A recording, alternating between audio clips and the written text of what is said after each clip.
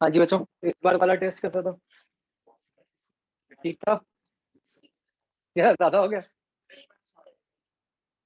हाँ, इस बार आसान था।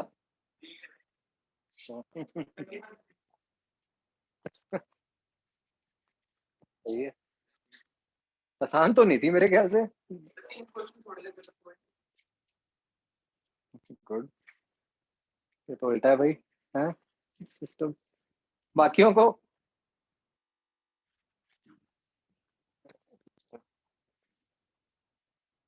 चलो, अब तो फिर आपके एडवांस वाले टेस्ट भी शुरू हो रहे हैं, है ना? वो आपको पता चल गया सारा शेड्यूल।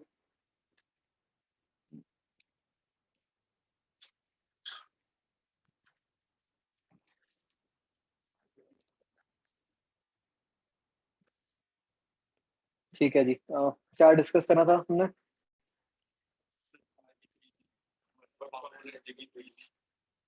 पहले सर्कुलर इसका बताओ मुझे, ग्रेविटेशन का।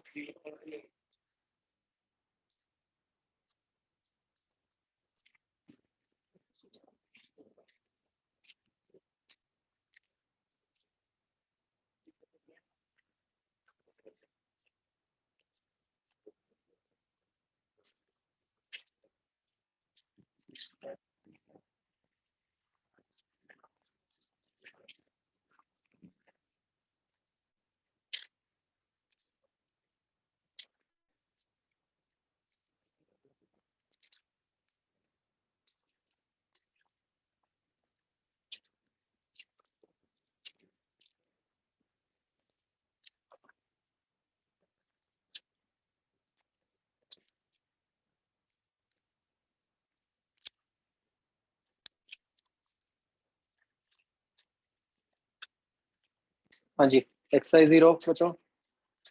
कौन सा? D part. डी पार्ट बच्चों, done.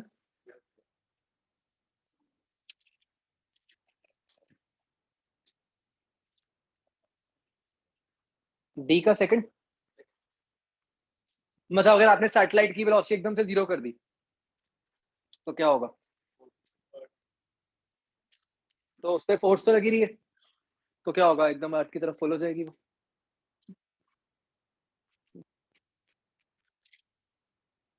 Done. Excuse me sir. Sir जो 10th क्वेश्चन है जिसमें परसेंटेज वगैरह की निकालनी है सर, ये बहुत ज्यादा कैलकुलेटिव सा है सर, इसका शॉर्ट 10th ट्रिक है कोई? क्वेश्चन क्या बहुत ज्यादा कैलकुलेटिव है बच्चों? कैसे करना है ये? एरर से। जब इतनी छोटी परसेंटेज होती है, प्लीज ऑलवेज माइंड में रखो कि एरर से करना है, राइट? Okay sir. अब बच्चों E part.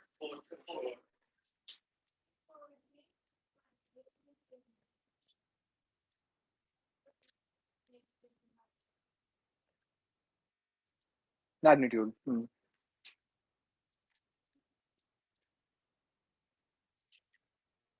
Excuse me sir. Sir please repeat कर दो जो आपने अभी बताया था, वो आपकी आवाज लैग कर रही थी। एरर से करना है 10th क्वेश्चन, ये पता मैंने। Okay sir.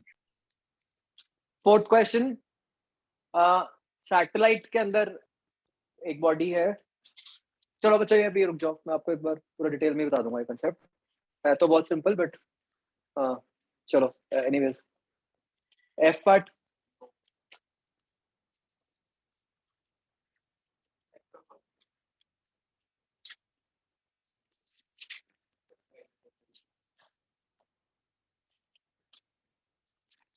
वो बस वो एम वी आर कॉन्स्टेंट हो जाएगा ना, तो एक जगह V A into O A is equal to V B into O B, वो लग जाएगा।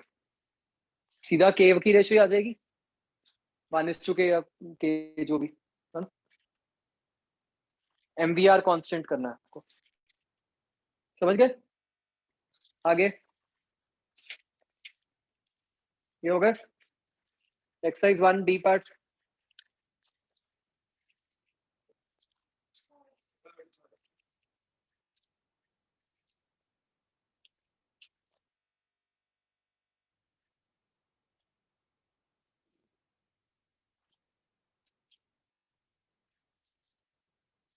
ओके, आई बिलीव इसमें जो कंफ्यूजन होगी आपको वो ए ऑप्शन में होगी, है ना? ठीक है, ये अभी अभी समझ आ जाएगा। आगे।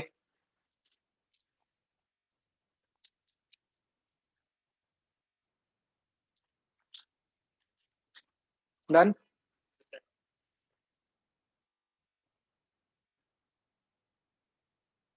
हमें कहा है कि सीज हो जाए, मतलब कि अब वो ना रहे अर्थ की सैटेलाइट, अर्थ से दूर हो जाए, तो क्या करना होगा? जो ऑर्बिटल वेलोसिटी है उसको एस्केप वेलोसिटी बना दो, बस, तो वो √2 का टर्म आ जाएगा।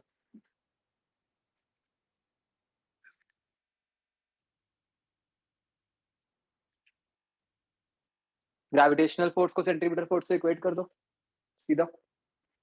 ग्रेविटेशनल फोर्स क्या आएगी?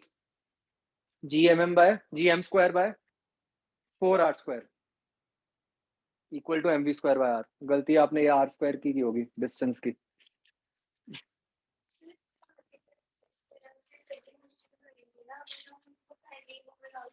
हाँ हाँ, वो आपको बनानी पड़ेगी सिचुएशन, खुद से नहीं बनेगी।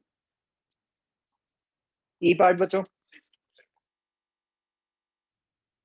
6th, satellite in vacuum is kept in its orbit by solar energy, previous energy from gravitational field, remote control, does not require any energy for revolving। क्या आएगा? डी, है ना? मतलब एक बार वो रिवॉल्व करने लगी फिर तो करती रहेगी ना, उसको एक्स्ट्रा कोई एनर्जी नहीं चाहिए। डोंट कंफ्यूज इट विद कि आप कहो कि वो -GM/2r जो हम निकालते हैं। हम बात कर रहे हैं कि कोई एक्स्ट्रा एनर्जी चाहिए क्या उसको घुमाने के लिए? एक बार आपने उसको घुमा दिया, उसके बाद वो खुद से घूमती रहेगी ना, राइट?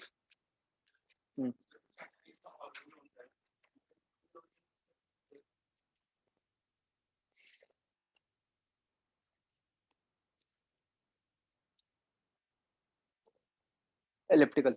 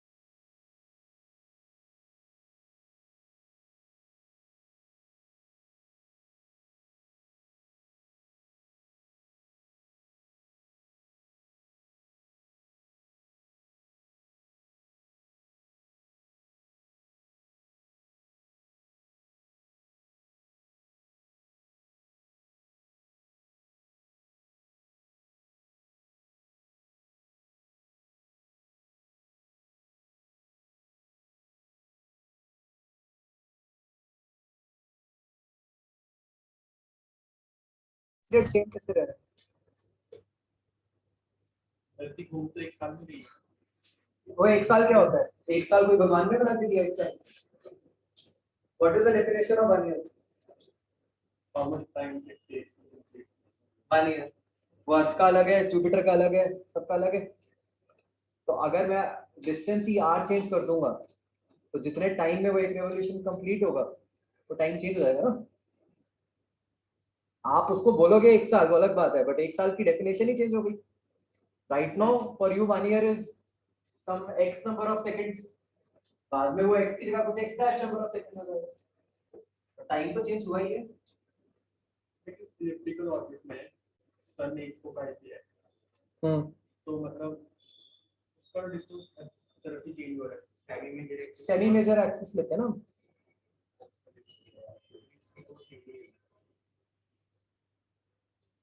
ठीक है,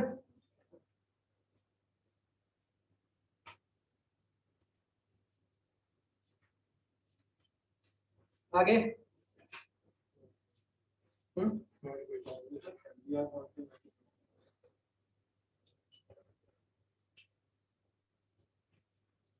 MVR कांस्टेंट is आगे।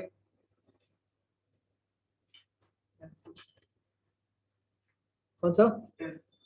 10th question. इसमें बस साइन की गलती करोगे आप। अगर R कम कर दिया हमने, what will happen to the kinetic energy?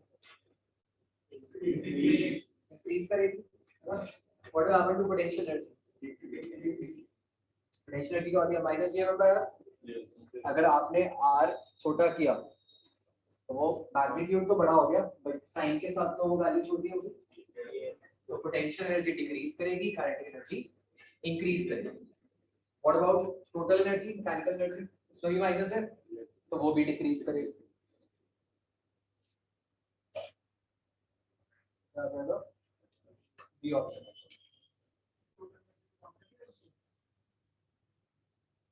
Radius ही चेंज कर दिया हमने, तो हमारा गिवन ऑर्बिट होगी। डन बच्चों?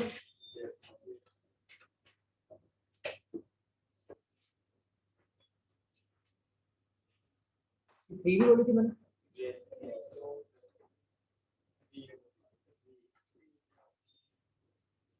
यस और नो?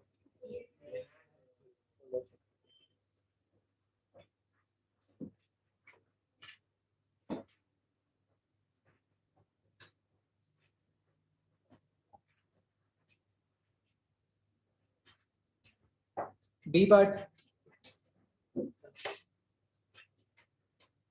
डन।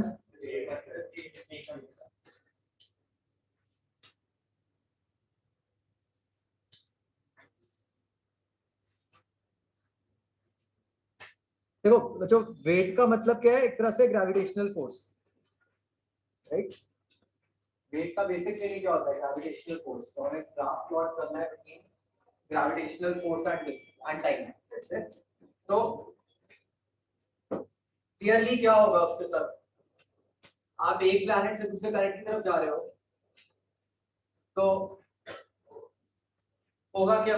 ऑब्वियसली बीच में एक ऐसा पॉइंट आएगा जहां पे दोनों का इफेक्ट कैंसिल आउट हो रहा हो, तो वहां पे वेट जीरो हो गया, है ना? उससे पहले फर्स्ट प्लैनेट डोमिनेट कर रहा होगा, उसके बाद सेकंड प्लैनेट डोमिनेट कर रहा होगा, उसके हिसाब से कौन सी ऑप्शन?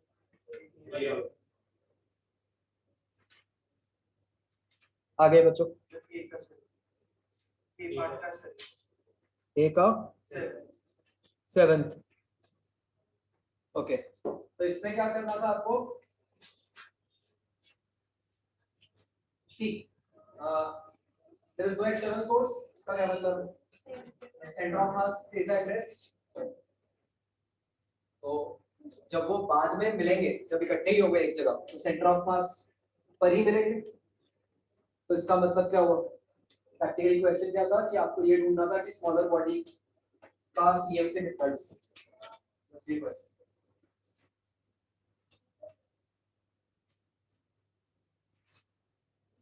आगे बच्चों, B part.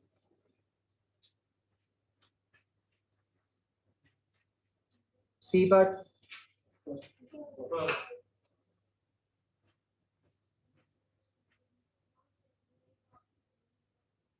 Almost similar situation. Answer नहीं आ रहा इसका, क्या करना होगा आपको इसका?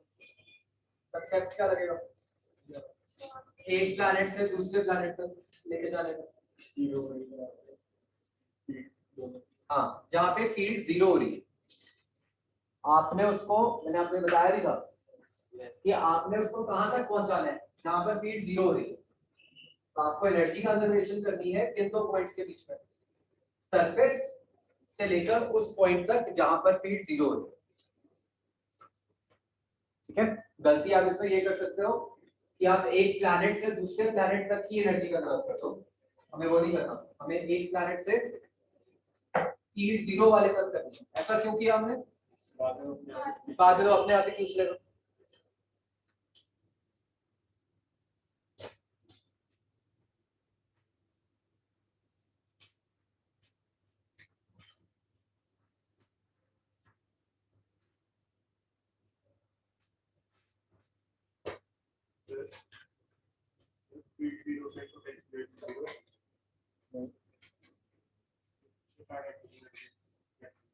कहाँ पे काइनेटिक जीरो होगी ना, कि हम कह रहे हैं कि अगर वहां पे जीरो भी हो गई तो भी कोई चक्कर नहीं है, फिर तो दूसरा करंट खींच ही लेगा।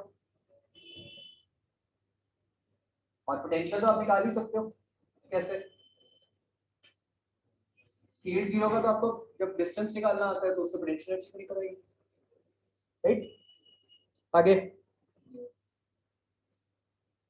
डन। डी पार्ट सेकंड में भी वही करना है आपको। एक पे फोर्स निकालो बाकी तीन के कारण, वो फोर्स सेंटर की तरफ ही आएगी, उसको सेंट्रीपिटल से इक्वेट कर दो।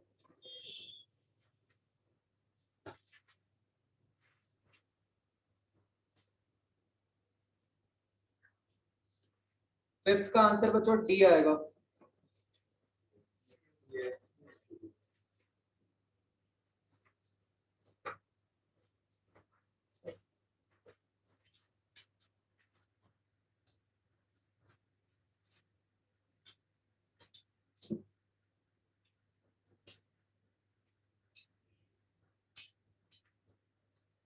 आगे बच्चों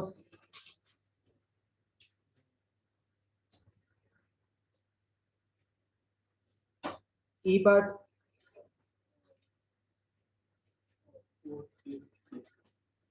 fourth question, total energy zero. तो हमें पता है कि टोटल जैसे जीरो करेंगे तो वो बाउंड नहीं रहेगी, राइट? इसके हिसाब से ऑप्शन देखते हैं। ए गलत हो गया, may no longer be bound to earth's field, correct? सी, अच्छा आप चक्कर पड़ता है पाथ का, हाँ सी और डी में से आपको हमें पाथ नहीं पता। तो ये बच्चों याद रखना है, जब एनर्जी जीरो होती है तो पैराबोलिक पाथ।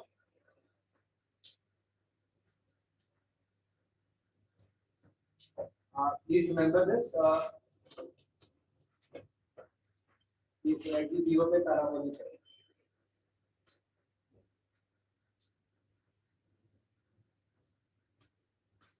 मैंने इनफैक्ट ये आपको आज मतलब वो पूरा चार्ट सही बनाऊंगा कब पैराबोलिक कब हाइपरबोलिक।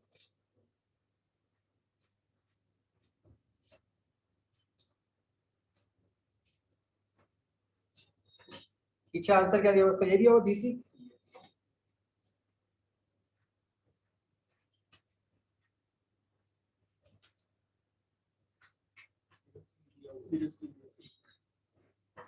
वो मे के चक्कर में हो सकता है, ठीक है बीसी।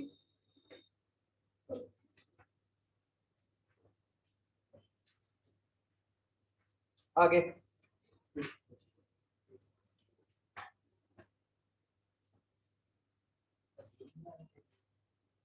नहीं क्या लिखा हुआ ना, स्पेस आगे लेयर मतलब एयर रेजिस्टेंस है, तो क्या होगा? तो एनर्जी लूज करती जाएगी ना साइड से, उसके हिसाब से बताओ क्या आंसर आएगा।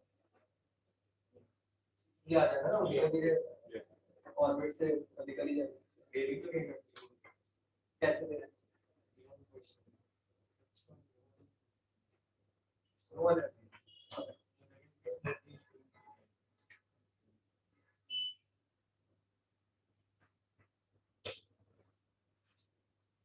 ये बात समझ आई बच्चों? यहाँ पे ना बच्चों एक इंटरेस्टिंग बात होती है जो मतलब थोड़ी सी नॉन इंट्यूटिव है। जैसे मान लो सैटेलाइट एक ऑर्बिट में थी, ठीक है, वहाँ एयर रेजिस्टेंस है, तो एयर रेजिस्टेंस क्या करेगी? एनर्जी लेगी, है ना? एनर्जी क्या थी? Minus gmf/2r। अगर माइनस gmf/2r को और छोटा करना है तो क्या करना पड़ेगा? r को छोटा करना पड़ेगा ना, r को साइन के साथ सोचो, r को छोटा करना पड़ेगा। तो समझ भी आ रहा है, लॉजिकल भी है कि भाई हाँ अर्थ के पास आ रही है। अगर r छोटा होगा तो काइनेटिक एनर्जी को क्या होगा? ज्यादा हो जाएगा। इस केस में क्या हो रहा है कि एयर रेजिस्टेंस या जो भी एयर फ्रिक्शन क्या कर रही है? तो काइनेटिक एनर्जी बढ़ा रही है। ठीक है, थोड़ा किसको कम कर रही है? वो टोटल को कम कर रही है ना?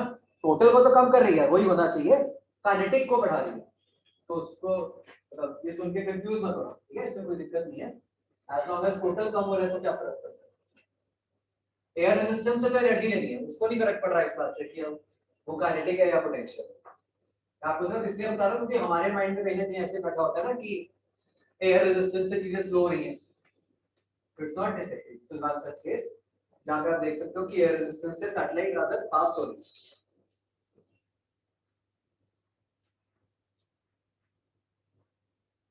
क्लियर? आगे 6:30 ये भी अभी एक छोड़ दो।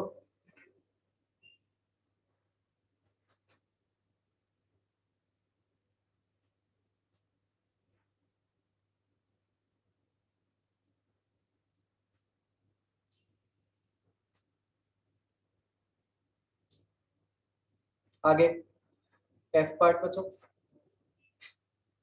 डन। थर्ड थर्ड तो करा तो है क्लास में, वही dA/dt।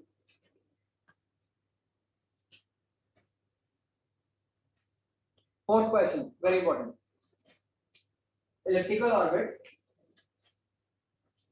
A option, gravitational force exerted by earth is equal to centripetal force at some points only, true or false?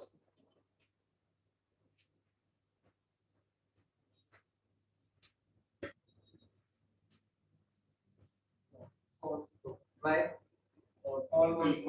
सब पे ही होगा, अदरवाइज बाकी टाइम कैसे मूव करेगा वो, है ना? तो हर पॉइंट पे ही होगा। Next, power associated with gravitational force is zero at every point.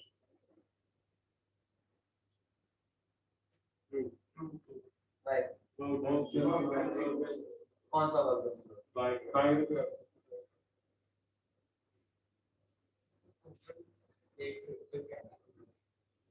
इसीलिए मैंने इसको इम्पोर्टेंट बोला। अगर तो आप लेते सर्कुलर ऑर्बिट, लेट्स से, क्या सर्कुलर ऑर्बिट में ग्रेविटेशनल फोर्स की पावर जीरो होती है? क्यों? पावर क्या होती है? फोर्स और वेलोसिटी।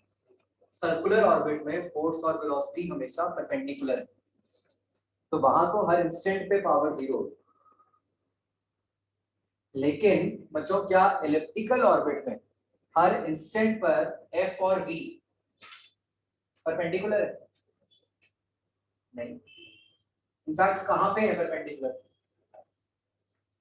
एफ और वी? अगर आप ध्यान से सोचो, एंड पॉइंट पे सिर्फ जो लेफ्ट मोस्ट एक्सट्रीम था और राइट मोस्ट एक्सट्रीम था, सिर्फ वहां पे परपेंडिकुलर थे, बाकी कहीं पर भी एफ और वी परपेंडिकुलर नहीं है। इसका क्या मतलब हो? वर्क डन पावर जीरो नहीं है, ठीक है, इंस्टेंटेनियस पावर जीरो नहीं है। क्या ये बात समझ आ रही है? तो क्लियरली ऑप्शन में इलेक्ट्रिकल लिखा है, तो इसलिए बी ऑप्शन गलत हो। सर्कुलर होता तो सही होती। Understood? C option, work done by gravitational force is zero in some point of the orbit. True. हाँ? वो पॉइंट्स कौन से हैं? Extreme points. तो जो आपको ना एलिप्टिकल में वर्क डन को लेकर बहुत क्लियर होना पड़ेगा। सर्कुलर में क्या हो रहा था? हर इंस्टेंट पे ही वर्क डन 0 है। एलिप्टिकल में क्या हो रहा है? एक्सट्रीम पे तो 0 है, चलो बाकी जगह नॉन जीरो थोड़ा और आगे, कहीं पे पॉजिटिव कहीं पे नेगेटिव, सच दैट टोटल 0 रहे। भाई ये टोटल तो हमें पता है, एक चक्कर में तो 0 ही आना चाहिए। अब वो 0 कैसे आएगा? अगर कुछ जगह पॉजिटिव होगा, कुछ जगह नेगेटिव होगा और टोटल 0। ठीक है, तो सी में ना अलग से लिख लो ताकि आपको याद रहे कि टोटल वर्क डन है 0।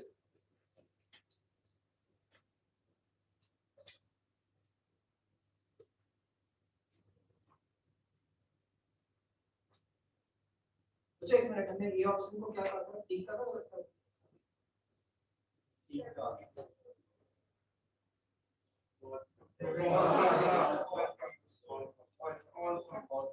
फॉल्स का था ना?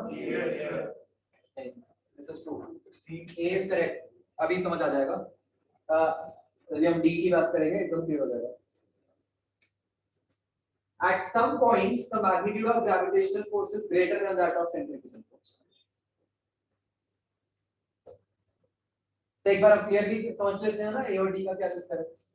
अगर आप बच्चों ध्यान से सोचो, मैं अगर एक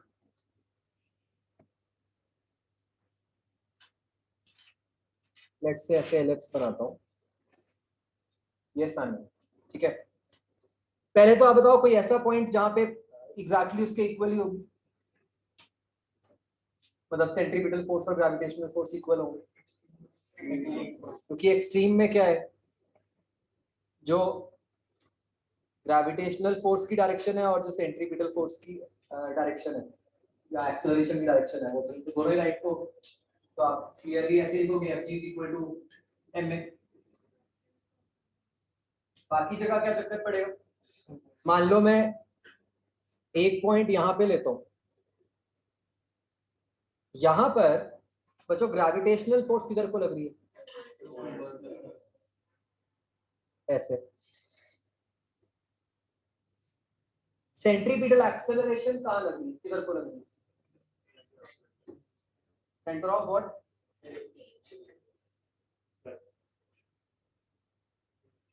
तो वो क्या होगा बच्चों कि वो जिस उस इंस्टेंट पे जो सर्कल बन रहा होगा, उस सर्कल का जो सेंटर होगा, हमें पता भी नहीं है वो कहां होगा, वो उसकी तरफ लग रही होगी v²/r, isn't it? सर्कल में तो ऐसा कोई बंदा ही नहीं था। सर्कल में तो जिधर को फोर्स लग रही थी वही सर्कल का सेंटर भी था। यहाँ पे क्या बंदा हो गया? फोर्स कोई और लगा रहा है, सर्कल का सेंटर कहीं और है। तो उस पॉइंट पे जहां मैंने ब्लू दिखाया वहां पे आप क्या इक्वेशन लिखते हो? किस टाइप की इक्वेशन लिखते हो? आप तो ये कहते हैं ना कि Fg का component Fg cos theta is equal to mv²/r, isn't it?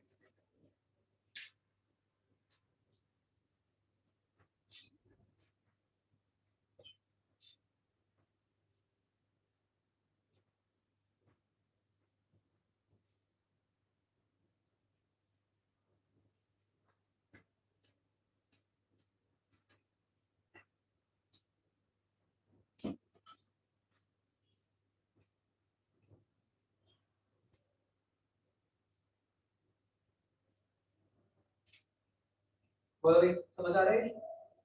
तो क्या क्लियर हुआ इससे बताओ? ए ऑप्शन ठीक है गलत है?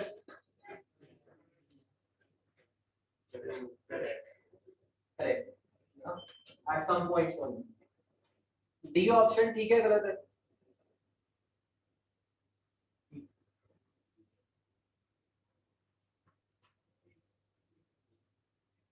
ठीक है ना? क्यों? उसका कंपोनेंट सेंट्रीपिटल फोर्स के इक्वल है, तो इसका मतलब वो खुद तो उससे बड़ी हुई, राइट? तो यहाँ पर चारों ऑप्शंस ठीक है।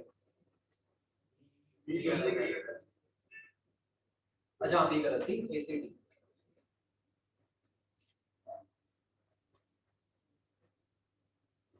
अच्छा मुझे ध्यान से सोचकर बताओ, क्या कहीं पर ग्रेविटेशनल फोर्स सेंट्रीपिटल फोर्स से छोटी भी होगी? हमने ये तो कह दिया कि कुछ जगह पे तो उसके इक्वल है, हमने ये भी कह दिया कि कुछ जगह उससे ज्यादा है। क्या कुछ जगह पे ग्रेविटेशनल फोर्स सेंट्रीपिटल फोर्स से छोटी भी होगी?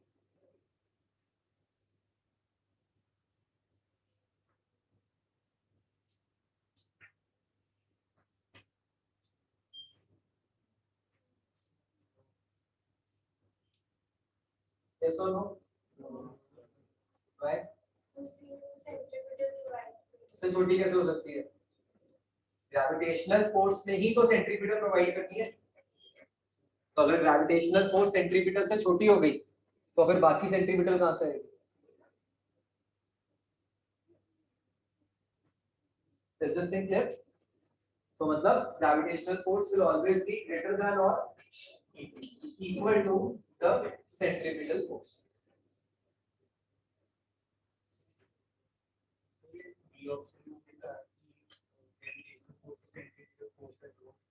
इक्वल हो रहे हैं, हमने एग्जांपल ले लिया कि दोनों पॉइंट्स पे इक्वल होंगे। और भी हो सकते हैं।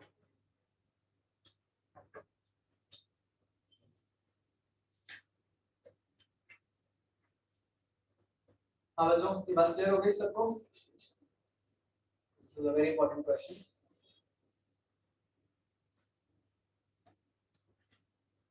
आप इसको बच्चों ऐसे भी याद रख सकते हो कि भाई सर्कुलर ऑर्बिट में तो क्या होता है, स्पीड कांस्टेंट होती है। तो ग्रेविटेशनल फोर्स का एक ही काम है, क्या? सर्कुलर पाथ में रखना या डायरेक्शन चेंज करना। एलिप्टिकल ऑर्बिट में क्या हो रहा है, डायरेक्शन भी चेंज हो रही है और स्पीड भी चेंज हो रही है, और कर तो दोनों काम ग्रेविटेशनल फोर्स ही रही है और कुछ तो रही। तो ग्रेविटेशनल फोर्स यहाँ पे दोनों काम कर रही है, सेंट्रीपिटल भी दे रही है और जहाँ पे स्पीड चेंज कर रही है वहां स्पीड भी चेंज कर रही है। बट यस, वो स्पीड इस तरीके से चेंज कर रही है कि टोटल वर्क डन जो है वो 0 ही रहेगा।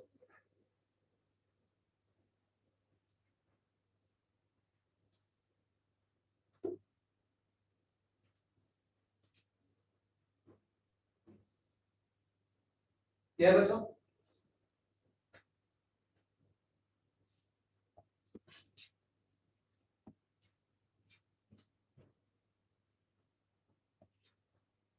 तो क्वेश्चन बच्चों इंपॉर्टेंट इसलिए बन जाता है कि देखो हमें कुछ प्रॉपर मैथ्स अप्लाई करके एलिप्स की कोई प्रॉपर्टीज नहीं पता होनी चाहिए।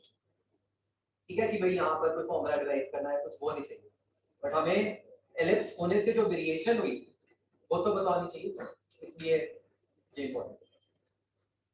क्लियर बच्चों? ओके, तो बच्चों एक कंसेप्ट की हमें भी क्लैरिटी बनानी है, वो जो वेटलेसनेस से रिलेटेड था, अभी वो पढ़ेंगे। पहले एक एग्जांपल करते हैं।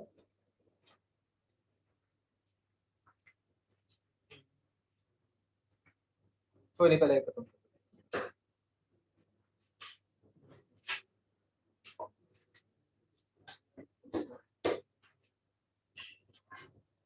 ये 3 यही थी वैसे, 3 भी नहीं थी।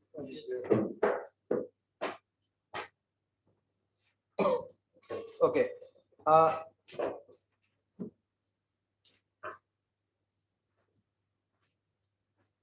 बच्चों ये सिचुएशन है,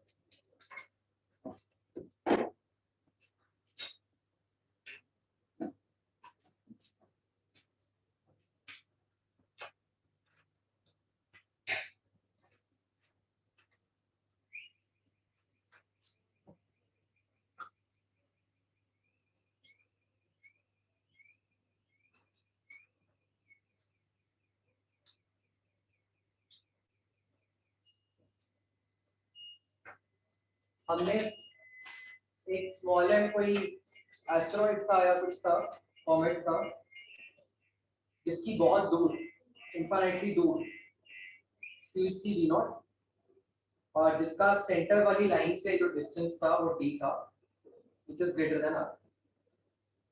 ठीक है, इसको ऐसे फायर किया, ये प्लैनेट की फोर्स के बारे में उसकी तरफ को जा रहा है।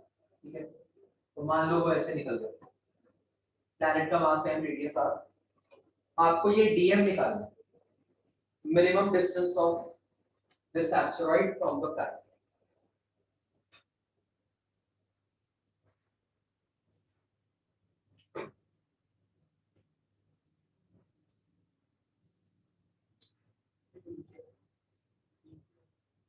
डी डिस्टेंस है जो गिवन है आपको,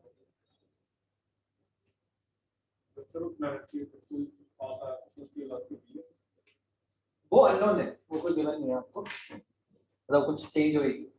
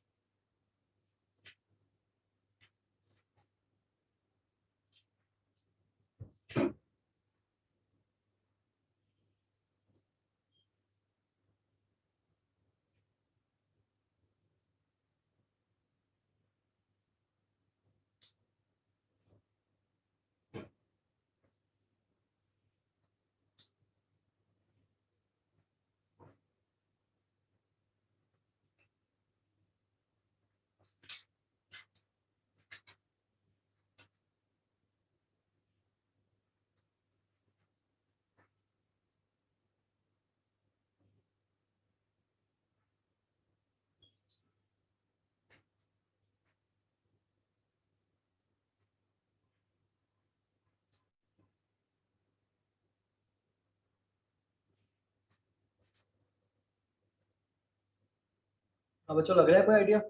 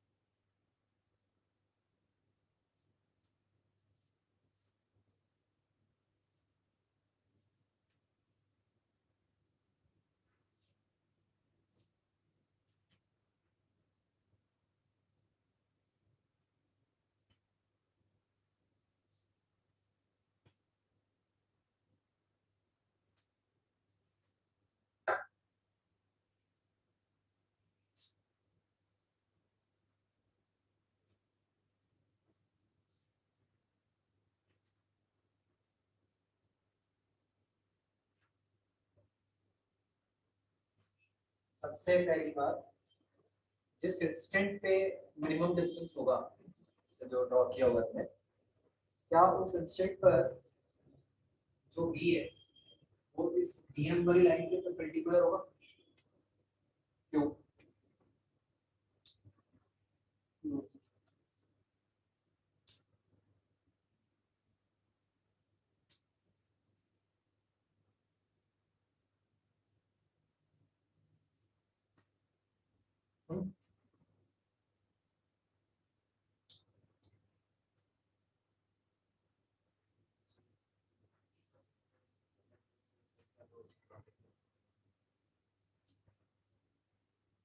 Why should v be perpendicular to this blue line?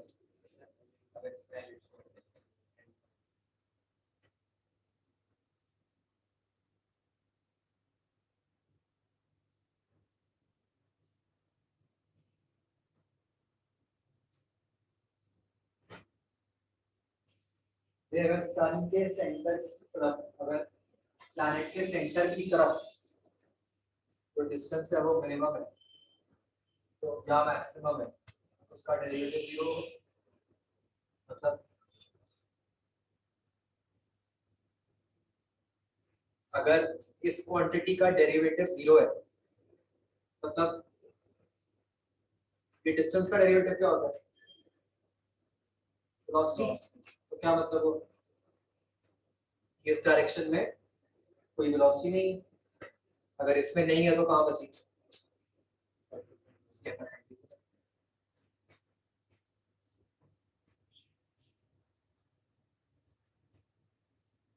So it's not given to you. You have to establish this कि जब मिनिमम डिस्टेंस है उस इंस्टेंट पर जो वेलोसिटी है वो d के परपेंडिकुलर है। आई बात समझ? कितने अननोन्स हैं आपके पास? Still you have two unknowns. One is v, other is d, जो हमें ढूंढना है। कौन सी इक्वेशंस लगा सकते हो? कोई भी चीज समझ आ रही है तो अप्लाई कर सकते हो। One is एनर्जी, इस पॉइंट और इस पॉइंट के बीच में एनर्जी कंजर्व की जा सकती है। और कौन सा है?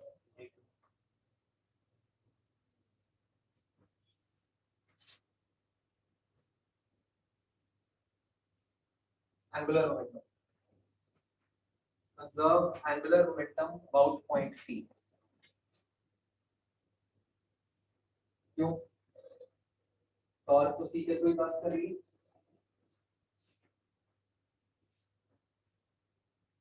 उसके अबाउट तो कंजर्व भी है।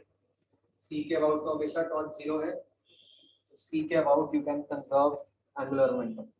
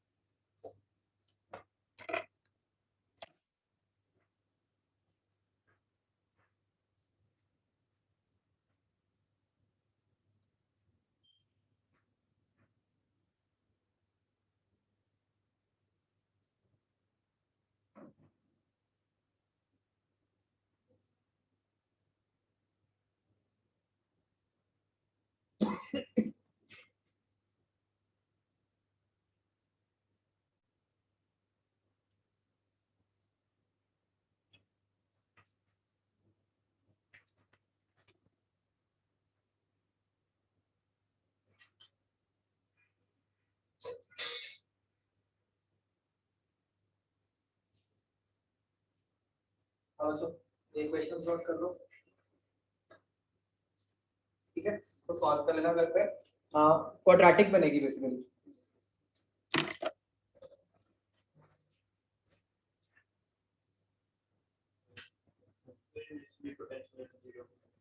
इंफिनिटी पे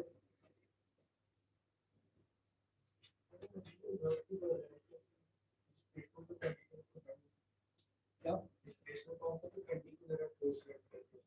एक्सटर्नल फोर्स नहीं करनी ना,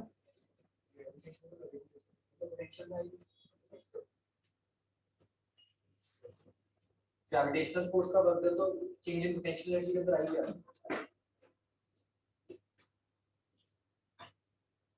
समझ आ रहा है क्वेश्चन?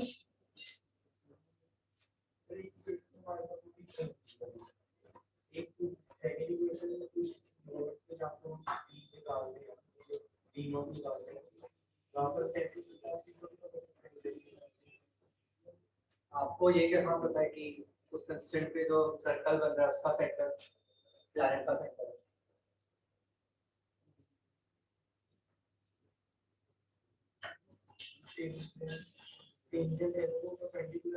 परपेंडिकुलर है तो फ्लाइट पे सेंटर कहीं भी हो सकता है, और इट नेसेसिटी कि वो प्लैनेट का सेंटर ही होगा।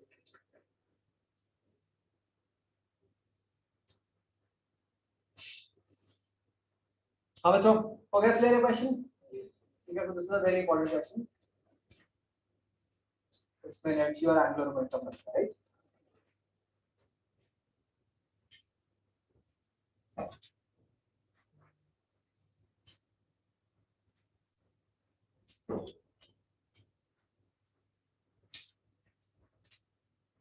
क्लियर?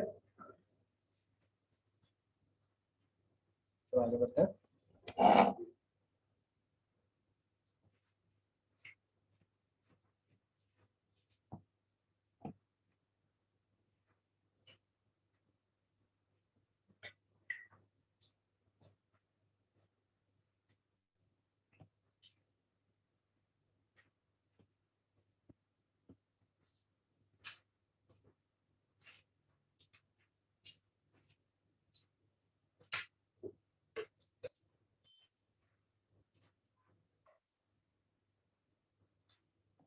Next, बच्चों we talk about concept known as weightlessness.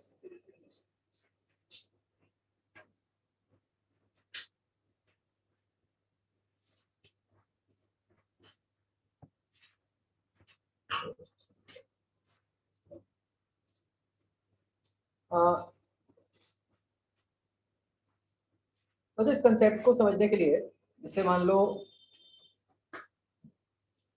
ये ऐसे अर्थ है, ठीक है, मैंने थोड़ी सी दिखाई है, और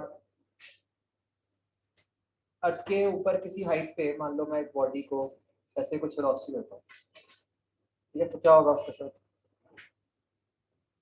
थोड़ा सा आगे जाके ऐसे गिर जाएगी बॉडी, ठीक है। अगर मैं थोड़ी ज्यादा स्पीड दूं तो क्या होगा? तो और आगे आके गिर जाएगी। अगर मैं और ज्यादा स्पीड दूं तो कैसा बन सकता है?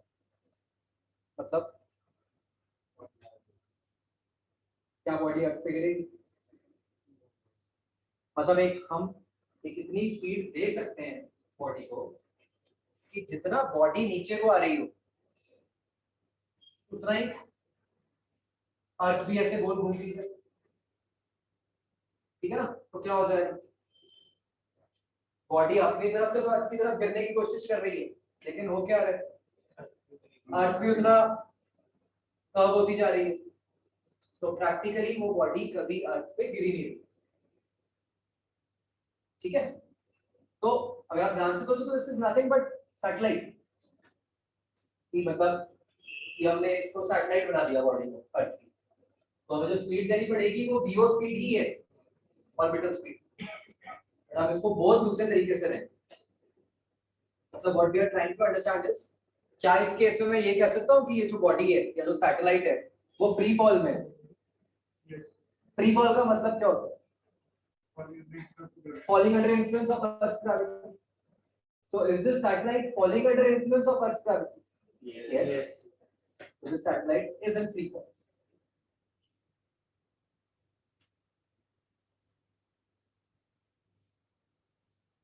बात समझ आ रही है? तो मतलब फ्री फॉल में मतलब satellite is a special case of free fall where the body can never reach the surface of it. तो ये फिगर बना के इसके आगे लिखो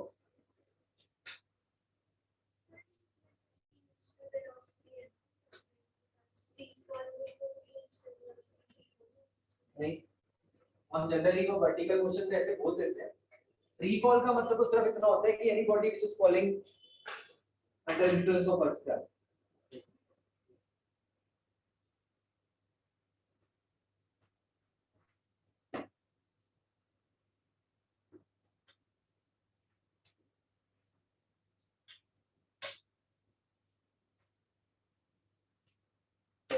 लिखो बच्चों कि satellite is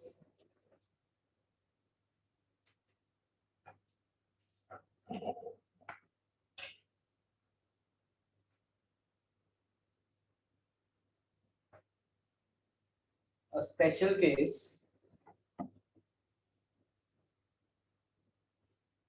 of free fall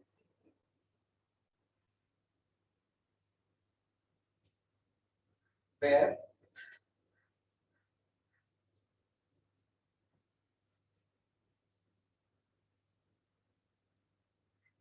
the satellite has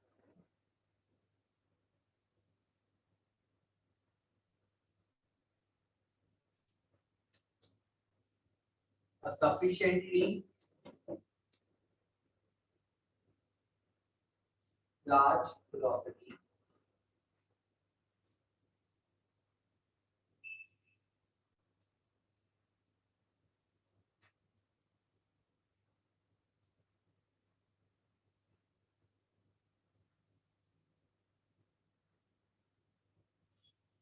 such that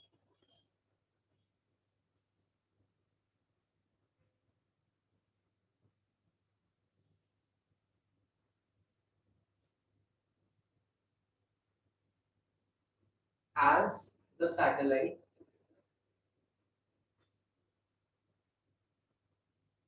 bends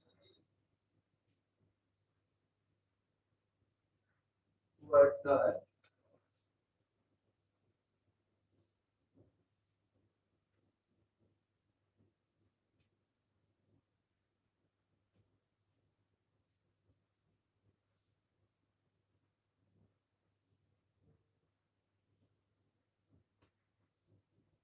the surface of the earth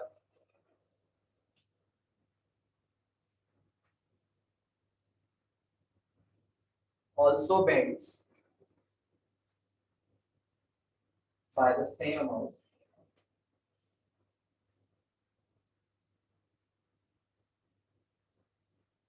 due to its curvature.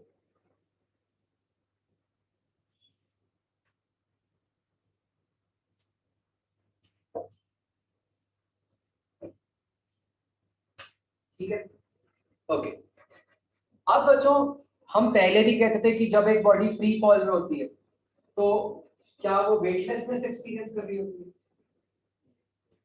तो जो कहते हैं अपरेंट वेट जीरो वेटलेसनेस का क्या मीनिंग होता है अपरेंट वेट जीरो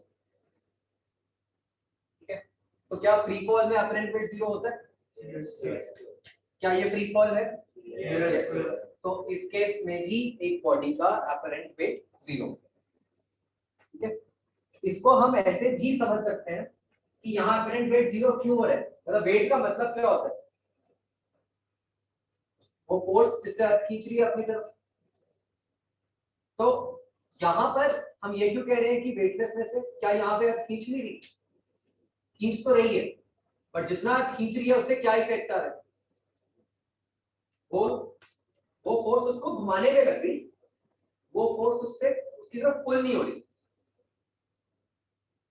ठीक है इसको ऐसे सोचा आप जैसे सन है मान लो बच्चों क्या सन हमारे ऊपर ग्रेविटेशनल फोर्स लगा रहे हैं बिल्कुल लगा रहे हैं बट क्या हम कहीं पर भी लिखते हैं सन की ग्रेविटेशनल फोर्स?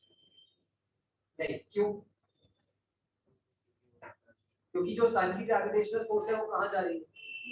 वो हमारे को सन के अबाउट घुमाने में जा, वो हमारे को सन की तरफ पुल नहीं कर रही। आई बात समझ? ये लिख लो आगे।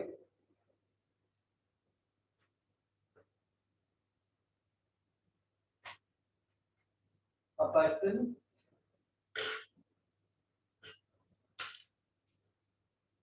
in a satellite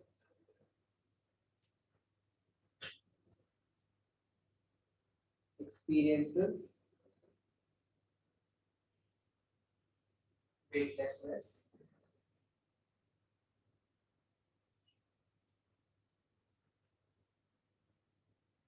as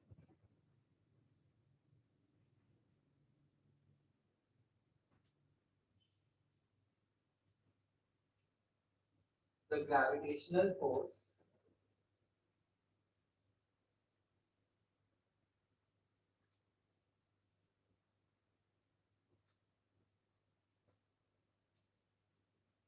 is utilized in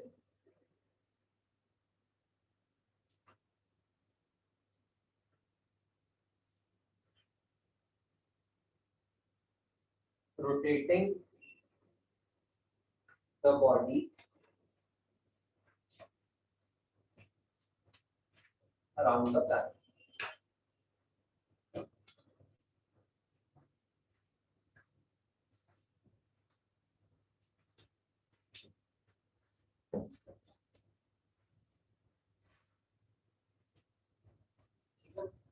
That is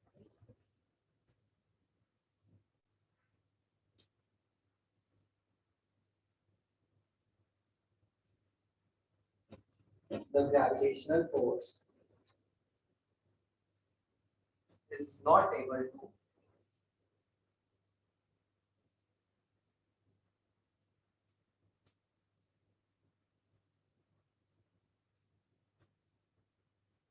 pull the body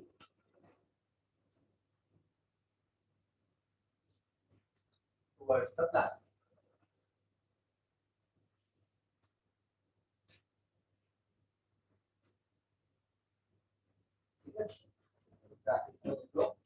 G effective equal to 0.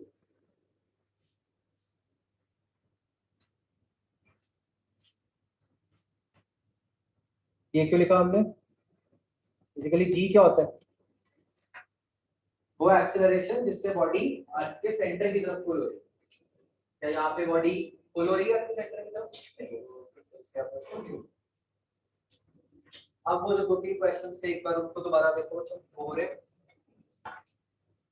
3 में थे, किसमें थे?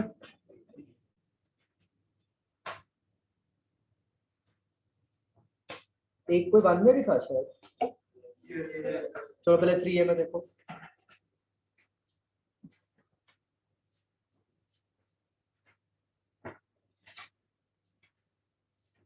Sixth question. An astronaut feels weightlessness because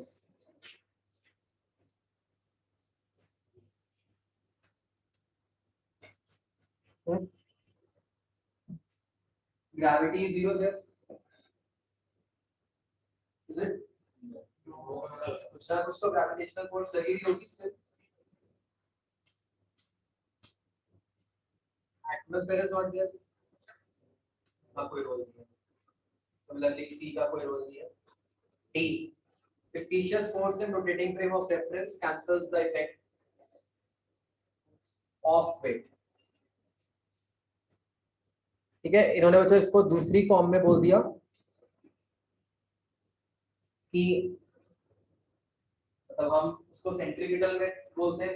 मान लो उसको सूडो फोर्स की टर्म्स में बोले कि मान लो ऐसे सैटेलाइट घूम रही है तो उसमें उसकी एक्सेलरेशन अंदर को है तो सैटेलाइट के फ्रेम में क्या हो रहा होगा?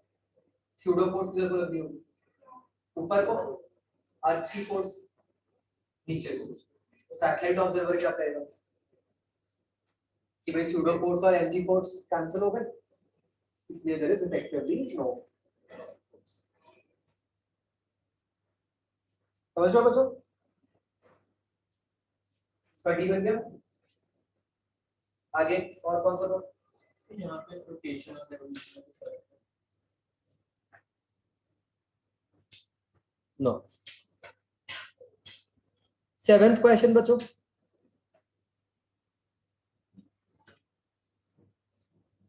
एक सैटेलाइट के अंदर आपने ग्लास को उल्टा किया तो पानी नीचे नहीं गिरा।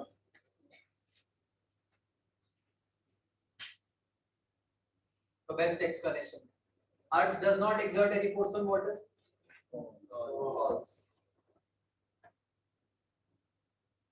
Earth's force of attraction on the water is exactly balanced by the force created by satellite's motion.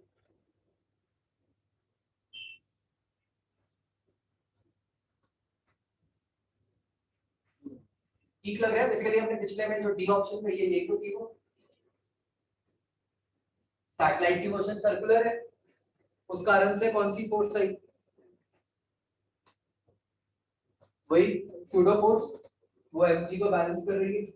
तो ठीक है, बट फिर भी बाकी ऑप्शन देख लेते हैं कि अगर कहीं कोई और ऑप्शन और क्लियरली इसी बात को स्पेसिफाई कर रही हो। सी, water and glass have the same acceleration equal to g towards the center of earth and hence there is no relative motion between them. ये लिखा हुआ है satellite orbiting very close to earth surface.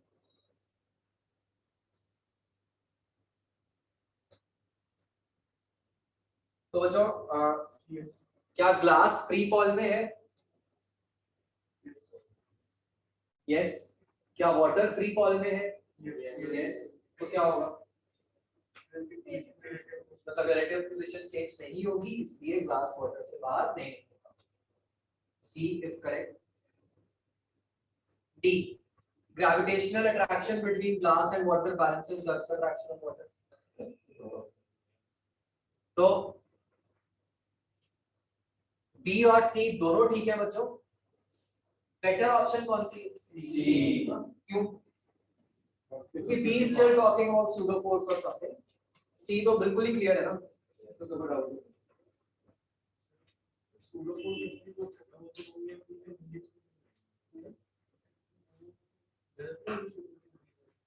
नहीं, वो तो observer का फर्क है ना। अर्थ ऑब्जर्वर कह देगा कि ठीक है वो फोर्स एक्सेलरेशन को वेट कर रही है। सैटेलाइट ऑब्जर्वर क्या कह देगा कि भाई हाँ सूडो फोर्स mg से बैलेंस हो रही है, इसलिए मुझे वही कर दिखता है।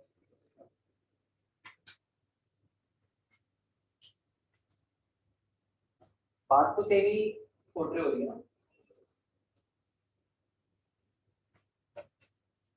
क्लियर हो गया बच्चों? एक्सरसाइज 1 में क्या था?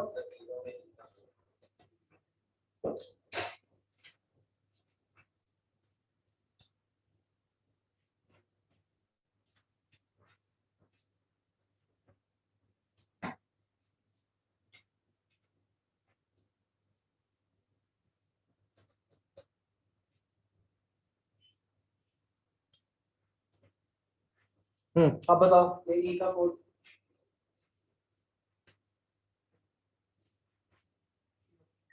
क्यों? दोनों जीरो होंगे, राइट? स्प्रिंग बैलेंस क्या मेजर करता है? वेट। वेट तो जीरो ही है दोनों केसेस में, राइट? तो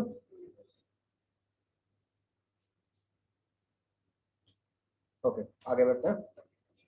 अच्छा, ये वही एग्जांपल है जो मैं आपको बता रहा था, E0 जहाँ पे करना होता है ना, तो हमें क्लियर हो गया।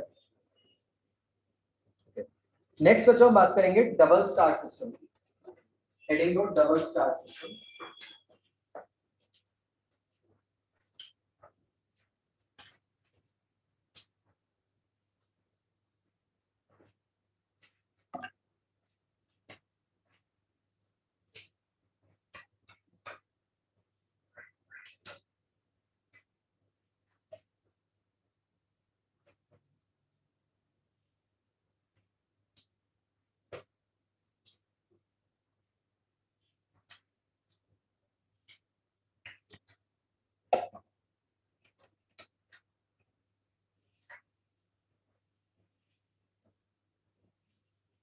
तो जो हमारी नॉर्मल सैटेलाइट होती है उसमें हम क्या मानते हैं कि एक लाइट ऑब्जेक्ट हेवी ऑब्जेक्ट के अराउंड घूम रहा है, ठीक है? लेकिन अगर ऐसा हो कि दोनों ऑब्जेक्ट्स जो हैं उनका मास सिमिलर सा हो, मतलब नॉर्मली तो जैसे अर्थ और सैटेलाइट हम लेते हैं तो उनमें तो बहुत ही बड़ा डिफरेंस हो गया ना, मान लो उनके मासेस फिर भी कंपेरेबल हो, उस केस में ऐसा होता है कि दोनों बॉडीज ही एक दूसरे के अबाउट घूम रही है। मतलब ये कुछ इस तरीके की सिचुएशन बन जाती है।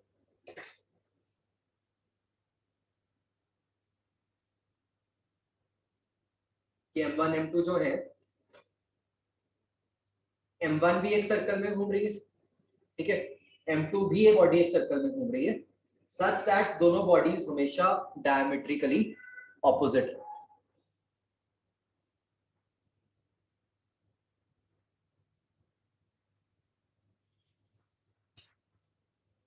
तो दोनों बॉडीज के बीच में सेपरेशन है L। तो हम बच्चों मान लेते हैं कि जो सर्कल में वो घूम रहे हैं कि उस सर्कल का सेंटर लेट्स से C है,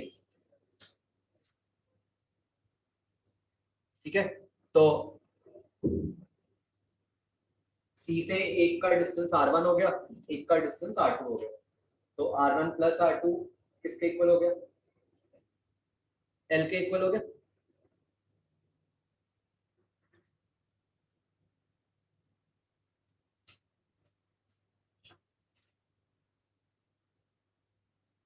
तो these are not concentric circles, ठीक है, ये गलती मत करना।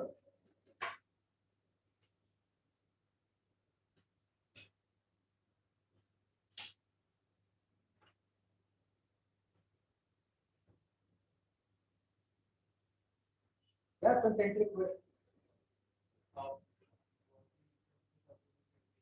अगर C कॉमन है कंसेंट्रिक तो वही।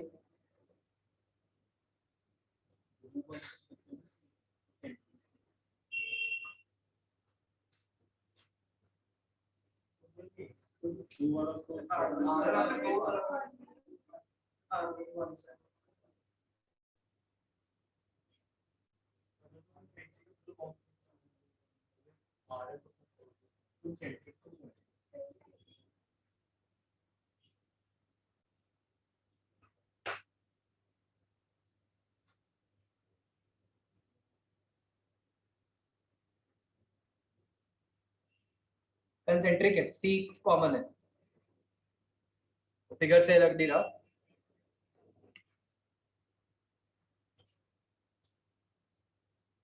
So C will be the common center।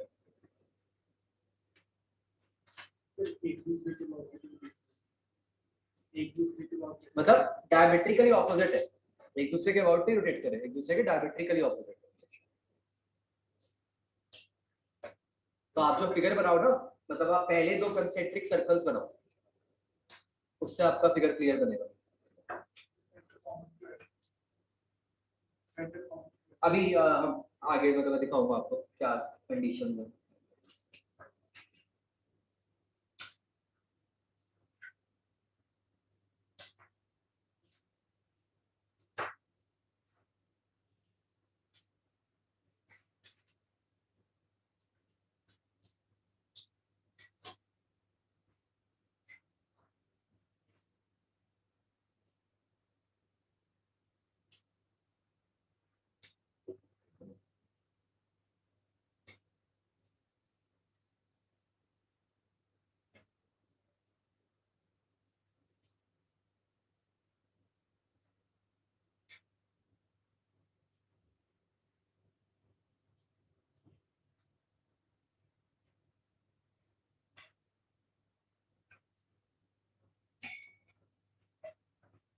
तो आप दो कंसेंट्रिक सर्कल्स बनाओ, है ना। छोटे वाले सर्कल में बॉडी को लेफ्ट मोस्ट पॉइंट पे दिखा दो, बड़े वाले सर्कल में बॉडी को राइट मोस्ट पॉइंट पे दिखा दो। जो दोनों बॉडीज के बीच में सेपरेशन है उसको L से शो कर दो।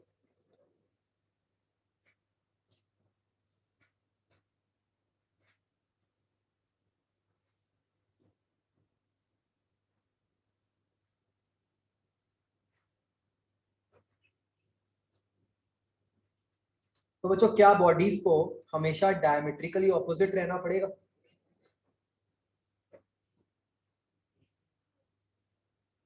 वाई और वाई नॉट?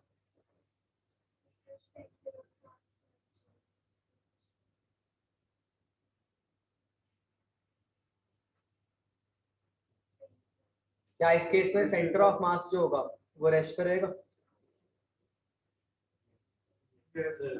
क्यों? No external force. ठीक है, अगली बात, भाई दोनों बॉडीज को घुमा कौन रहा है? M1 को कौन घुमा रहा है? M2 की ग्रेविटेशनल फोर्स। M2 को कौन घुमा रहा है? ये तभी पॉसिबल होगा ना अगर दोनों डायमेट्रिकली ऑपोजिट होंगे। भाई मतलब अगर M1 यहाँ पे आया है तो यहाँ पे अगर उसको ग्रेविटेशनल सेंट्रिपिटल फोर्स चाहिए तो तभी पॉसिबल होगी अगर M2 भी यहाँ आ गया हो, अदरवाइज तो आएगी। आई बात समझ? इससे क्या क्लियर हुआ कि they have to be diametrically opposite.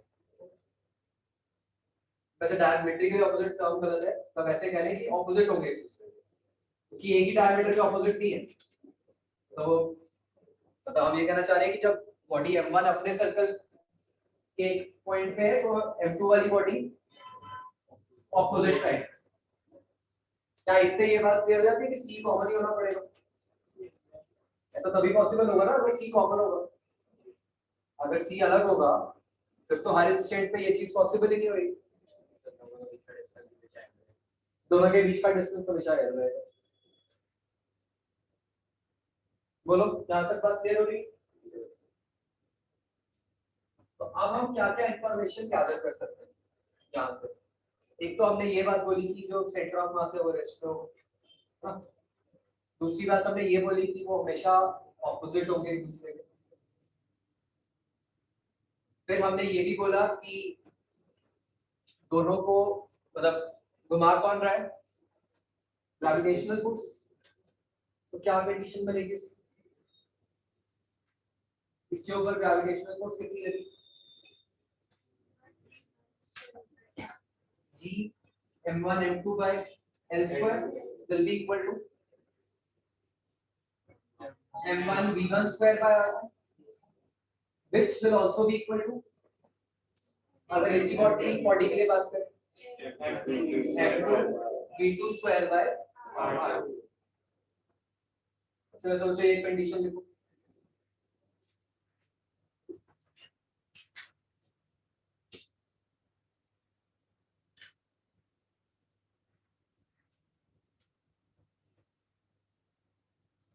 G M1 M2 by L square is equal to M1 V1 square by R1 is equal to M2 V2 square by R2।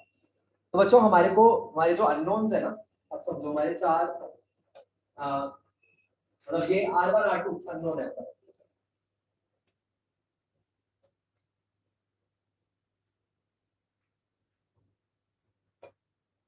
V1 V2 तो पता है हमें। ये बात समझ आई? Next बात जो हमें पता है बच्चों, जैसे हमने बात की कि हमेशा ऑपोजिट है, इसका मतलब जितनी देर में M1 एक चक्कर कंप्लीट करेगा उतनी ही देर में M2 भी चक्कर कंप्लीट कर लेगा। तो क्या मतलब टाइम पीरियड से टाइम पीरियड क्या हुआ? 2 पाई R1 by V1 is equal to 2 pi R2 by V2। दूसरी कंडीशन ये लिखो।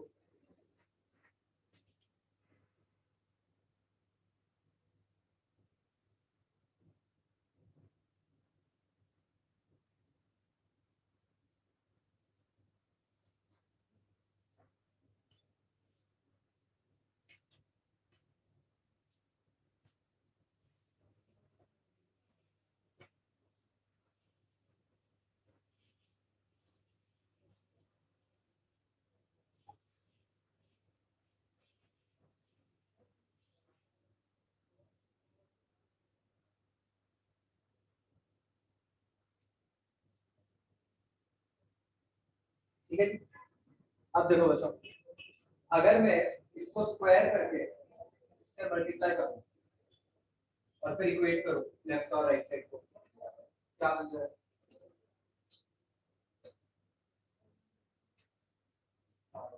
जब स्क्वायर करके मल्टीप्लाई करेंगे तो V1 स्क्वायर तो कैंसिल हो गया, क्या बचा? M1 R1 is equal to M2 R2। इसका क्या मतलब हुआ? M1 R1 equal to M2 R2 है. What can you say about the point C? C क्या है? Center. हमें ये पता चल गया कि ये जो बॉडीज रोटेट कर रही हैं वो अपने CM के अबाउट है. ब्रेक जैसी हो गया आपको फॉलो करवाना होगा.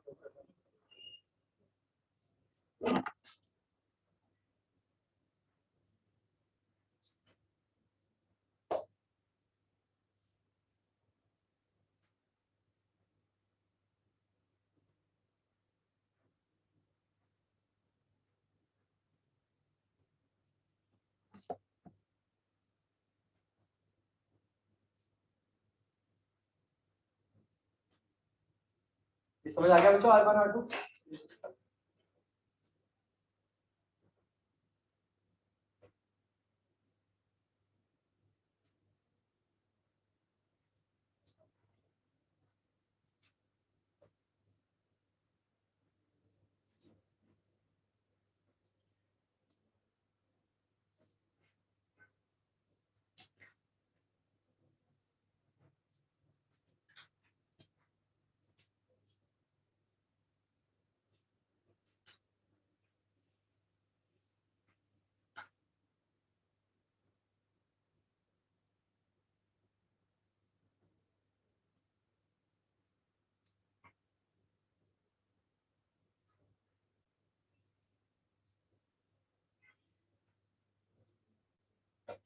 तो बच्चों जब आप ये R1 R2 को पुट करते हो इस इक्वेशन में, यहां से आपके पास V1 निकला है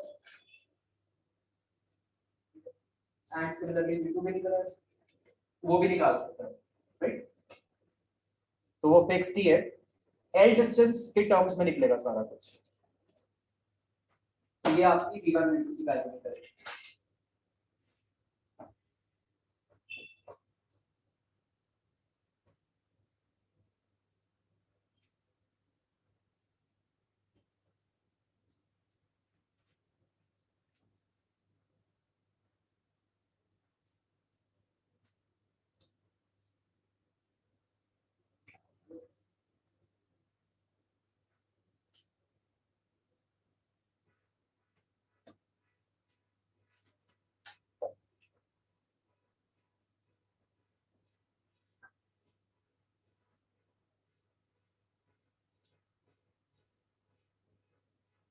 हो गया? क्या हम इसे टाइम पीरियड भी निकाल सकते हैं? 2 पाई R1 बाय V1 करेंगे तो टाइम पीरियड भी निकल आएगा. देखो वो क्या बनता है.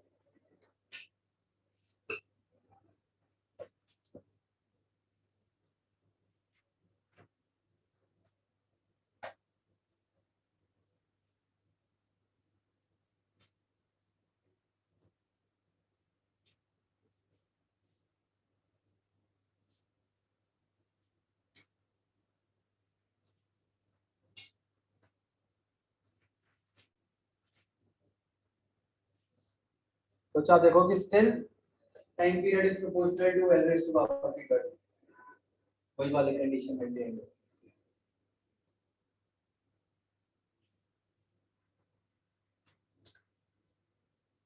और क्या कुछ लिख सकते हो बच्चों? कोई potential energy, kinetic energy, total energy, तो वो ड्राइव करना आपकी इस तरीके की टर्म्स मिलते हैं. Kinetic energy Gm1 m2 by 2 है, potential minus Gm1 m2 by n, तो total minus Gm1 m2 by n.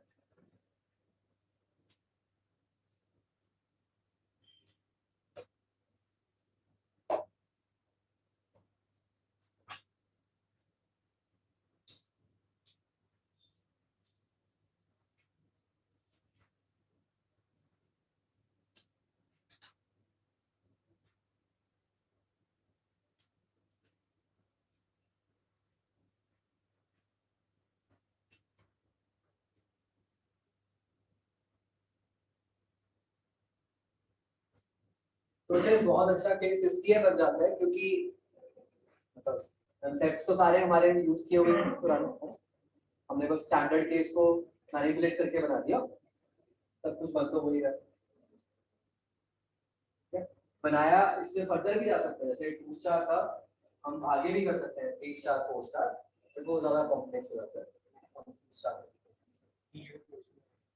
हाँ मतलब उसमें सारा कुछ गिवन है, इसमें आपको कुछ सोचना नहीं पड़ता। हाँ पे हाँ रहेगा तो सकते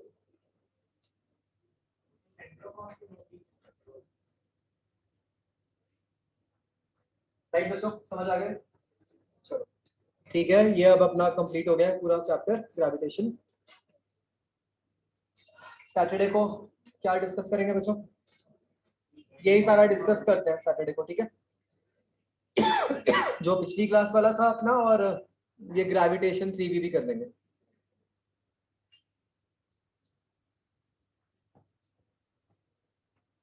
ओके, जो है ले आना सैटरडे को, ठीक है? और दोबारा कुछ मत कहना मुझे डिस्कशन का, सैटरडे खत्म कर देना सब, ठीक है? ऑनलाइन है वो भी फटाफट जाएगी, कर देंगे राइट। चलो